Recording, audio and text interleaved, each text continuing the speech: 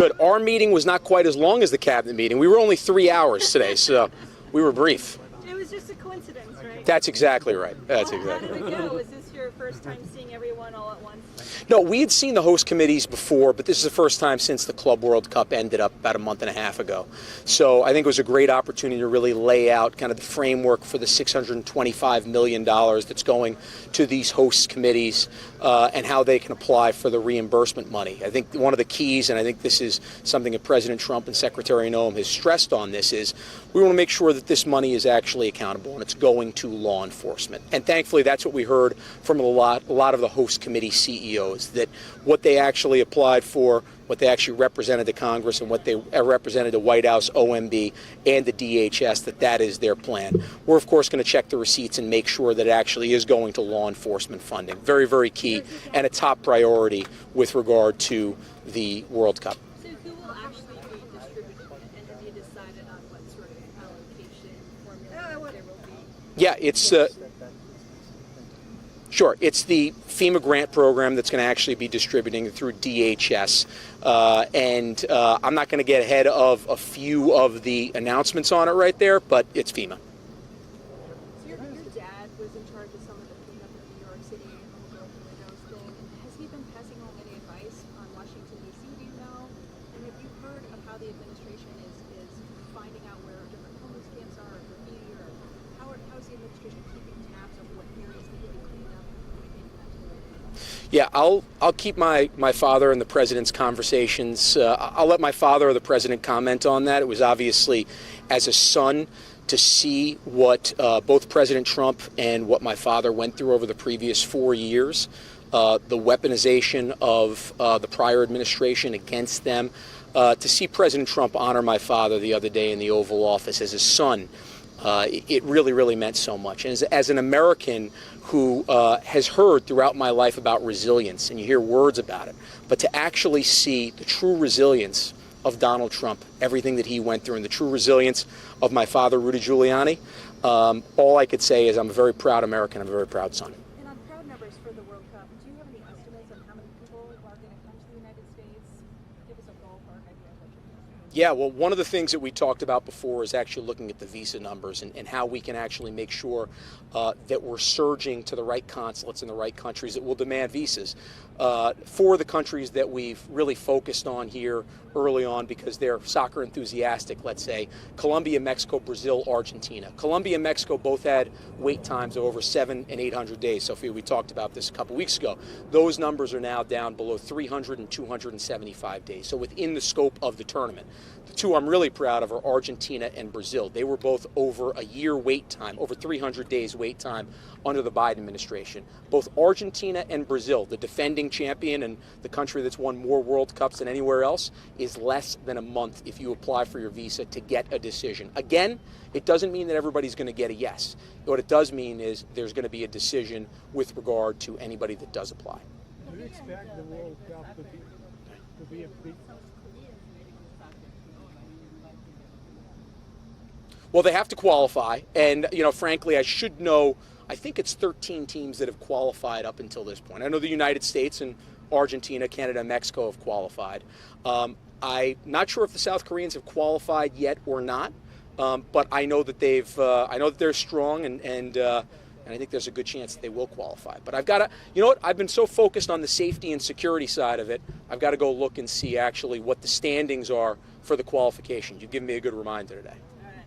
Do you expect the World Cup to be a big event in terms of sports diplomacy? How many foreign leaders do you expect to be here? President Trump mentioned President Putin coming, possibly coming over the other day. Could you speak about this? Yeah, well, you'll have 48 countries come here. So I expect the world leaders of those 48 countries to come maybe to their opening games, depending on it. There's a lot that will happen over the next 289 days from a geopolitical standpoint that will probably affect some of that. But we know that the best way to describe the World Cup final is a Super Bowl going on in New Jersey while you have the ball drop going on in Times Square, while you have the UN General Assembly going on in the rest of New York City. And by the way, that's just one of the 104 games going on throughout this tournament. So when President Trump talks about how this is the largest sporting event in the history of mankind. This really is, when you think it's the first time that 3 countries have hosted this, that you'll have 104 teams. For perspective, 130 million people watch a Super Bowl. 2 billion will watch this World Cup final. It's the largest sporting event really ever imagined. To follow up on the Putin question, President Trump seemed to open the door to using the World Cup as leverage in his other geopolitical negotiations. Can you bring us, behind the scenes into if that's a possibility? Are there other countries like Iran, Brazil, where this could happen with foreign leaders and their teams? Well, we know soccer is so important to, so many countries all around the world. You can just see that with those numbers. And the president knows that better than anybody. And I think he's willing to utilize whatever he has to actually create peace around the world. And many times it's sports diplomacy that is a great opportunity for maybe foreign leaders who might not see other things eye to eye to actually sit down and do that. So I think the president realizes that this is a great opportunity to get the world together here. And hopefully by the time we have the World Cup kicking off on June 11th of next year, hopefully we'll have some of these foreign wars solved. I can tell you that, as you can see, we're here in August in Washington, D.C. Prior administrations were not here in August in Washington, D.C. President Trump is spending every single waking minute trying to do everything he possibly can to not just make America great again, but to make this world a safer and better place for our kids and grandkids. Andrew, any predictions on who might win the World Cup? Kara, the United States of America. That's my prediction, Kara. Oh, thank you for the question. To go back to the security funding that you discussed with the host cities, have you heard any concerns that the $625 million might not be enough? Because, across 11 cities, that's what, tens of millions of dollars, but the cost of hosting the World Cup could range from 150 to 200 million per city. Yeah, and I think what's key about this is that's the federal part of this. Obviously, they need to call on their state, their cities, their local partners, and their private partners. The way these host committees are stood up, they're NGOs, right? So they can get federal dollars, but they also are there to get state dollars. They're there to get local dollars, and they're set up so that way they can fundraise privately as well. This is not the federal government flipping the entire bill of the World Cup, but these 11 cities also bidded for that. By the way, also, they're going to do pretty well in terms of the tourist dollars that are actually spent in this World Cup. As you heard in the Oval Office the other day, President Trump and Gianni Infantino expect there to be about $30 billion of economic impact here into the United States of America. It's a pretty great opportunity for these cities and these states to do very well over the course of time, and a great opportunity from a legacy perspective to actually have tourists come back here after July 20th next year when the World Cup wraps up. Regarding the World Cup, what is the promise? President Trump would like to talk to leaders for the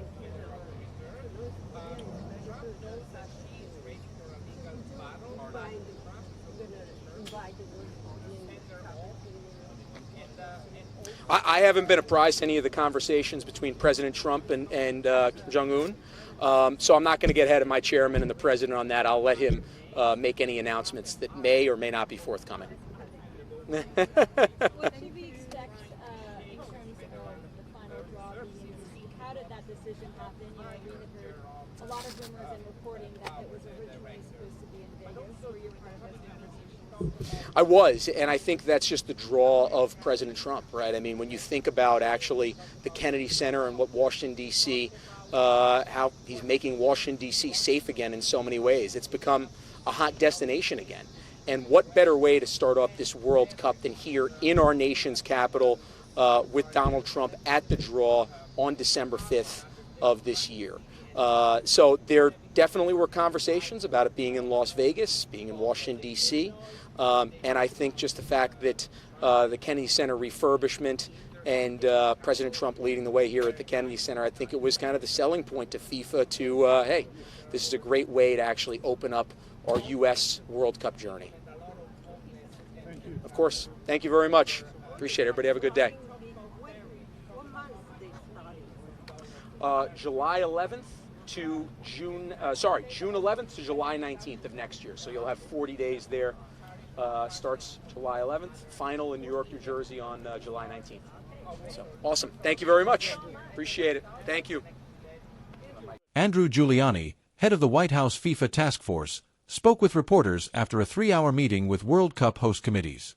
The discussion centered on the $625 million in federal funds available through FEMA and the Department of Homeland Security to reimburse law enforcement expenses tied to the tournament. Giuliani stressed that accountability was a top priority, making clear that the money must be used for law enforcement purposes, as pledged to Congress and the White House. He said receipts would be checked to ensure compliance. He also spoke on a personal note, expressing pride in seeing former President Donald Trump honor his father, Rudy Giuliani, and described both men as examples of resilience in the face of challenges. Attention then shifted to preparations for the influx of fans. Giuliani highlighted progress in reducing visa wait times for countries with strong soccer traditions. Argentina and Brazil, which had wait times of over a year during the Biden administration, now have visa processing times of under a month. Mexico and Colombia have also seen improvements, with wait times cut to less than 300 days. Giuliani said this ensures soccer fans can receive timely decisions on their applications, even if not all will be approved. 13 teams have already qualified for the 2026 World Cup, including the United States, Canada, Mexico, and Argentina. The full tournament will feature 48 teams and is expected to draw world leaders to the Games. Giuliani compared the magnitude of the event to hosting the Super Bowl, New Year's Eve in Times Square, and the United Nations General Assembly all at once. He noted that while 130 million people watch the Super Bowl, an estimated 2 billion will tune in for the World Cup final, underscoring its scale as the largest sporting event in history. He described the World Cup as an opportunity for sports diplomacy, where leaders could meet and build connections despite political differences. Giuliani expressed hope that by the time the tournament begins on June 11, 2026, some of the world's ongoing conflicts might be resolved. He also emphasized President Trump's commitment, saying the former president is dedicating his time to ensuring safety and security for both the tournament and the nation. Beyond federal funding, Giuliani noted that host cities and states are also expected to contribute resources, along with private fundraising. He highlighted the potential for about $30 billion in economic impact across the United States, with lasting benefits from tourism that could continue after the event ends in July 2026. The World Cup draw will take place on December 5 at the Kennedy Center in Washington, D.C., with Trump presiding.